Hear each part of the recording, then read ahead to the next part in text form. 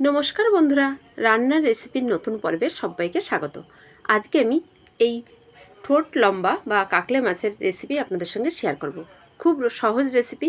আজকে ঝাল ঝোল রান্না করব না, আজকে সম্পূর্ণ কষাভাবে মাছটাকে রান্না করব। চলুন তাহলে দেখে নেওয়া যাক। প্রথমে আমি মাছটাকে কেটে ধুয়ে পরিষ্কার করে রেখেছি, জলটাকেও ঝরিয়ে নিয়েছি। এবার লবণ আর হলুদ দিয়ে মাছটাকে ভালোভাবে মেখে নেব।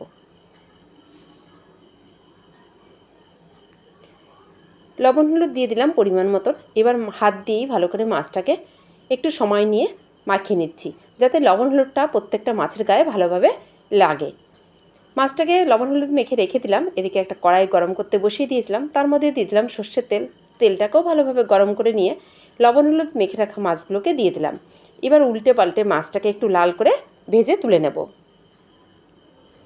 মাছটা আবার ভেজে নেওয়া হয়ে গেছে, এবার তুলে নিচ্ছি।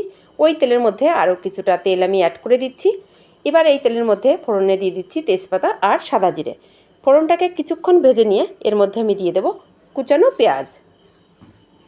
পেঁয়াজটাকে একটু লাল করে ভেজে নেব। পেঁয়াজটাকেও ভেজে নেওয়া হয়ে গেছে। এবার আমি এর মধ্যে দিয়ে দিচ্ছি 2 চামচ মতন বাটা পেঁয়াজ। এখানে আমি দুরকমভাবেই পেঁয়াজ ব্যবহার করলাম, কুচানো পেঁয়াজ আর বাটা পেঁয়াজ। যেহেতু মাছটাকে কষাবো তাই পেঁয়াজটাকে একটু বেটে দিলেই বেশি টেস্ট হবে। আর এর মধ্যে দিয়ে দিলাম আদা রসুন আর পাকা লঙ্কা বাটা, আর দিয়ে দিলাম কিছু টমেটো কুচি। দিয়ে দিচ্ছি স্বাদ মতন একটু চিনি, হলুদ গুঁড়ো আর স্বাদ মতন লবণ। সমস্ত কিছু দিয়ে মশলাটাকে বেশ কিছুক্ষণ ধরে কষিয়ে নেব। আপনারা সকলেই জানেন, রান্নার মশলাটা যত ভালোভাবে কষানো হবে রান্নার টেস্টটাও কিন্তু তত ভালো হয়। এবার এর মধ্যে দিয়ে দিলাম 2টো চেরা কাঁচা লঙ্কা, ধনিয়া গুঁড়ো আর জিরে গুঁড়ো। সমস্ত কিছু দিয়ে আরও কিছুক্ষণ কষিয়ে নিলাম। এবার অল্প পরিমাণে জল দিয়ে দিলাম।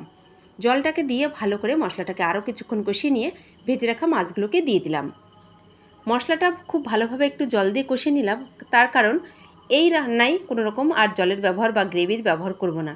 এই মশলার মধ্যেই কিন্তু মাছটাকে ভালোভাবে কষিয়ে নেব।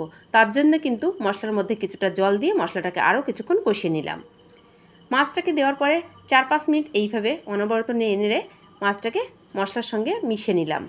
আর এইভাবে মাছটা যখন একদম মশলার সঙ্গে মিশে যাবে, কড়ার গায়ে একটু লেগে লেগে যাবে, তখন আমি এর মধ্যে দিয়ে দিচ্ছি অল্প পরিমাণে গরম মশলার গুঁড়ো আর দিয়ে দিচ্ছি 2 টেবিল চামচ মতন কাঁচা সর্ষের তেল। এবার ঢাকনা দিয়ে ঢেকে রেখে দেব।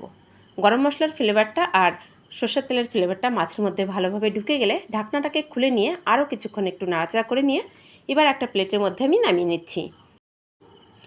এই মাছটাকে একবার এইভাবে রান্না করে দেখতে পারেন, ঝাল ঝোল না রান্না করে। আশা করি আপনাদেরও খুব ভালো লাগবে। আর এই মাছটা গরম ভাতে কিন্তু খেতে দুর্দান্ত হয়। আমার যে সকল বন্ধুরা এখন পর্যন্ত আমার পেজটাকে ফলো করেননি, অবশ্যই কিন্তু ফলো করার অনুরোধ রইল আপনাদের সকলের কাছে। প্রথম থেকে শেষ পর্যন্ত এই রেসিপিটি দেখার জন্য আপনাদের সকলকে অনেক অনেক ধন্যবাদ।